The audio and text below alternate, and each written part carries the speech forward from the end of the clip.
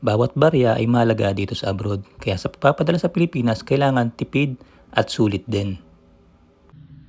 At ayun, tapos na naman ang trabaho natin at syempre bilang isang OFW na may pamilya sa Pilipinas, nagpapadala tayo ng pera. Ang tips ko sa inyo, dapat i-download na po ninyo yung TapTap Send dahil yung TapTap Send ay wala kayong babayaran, as in zero po.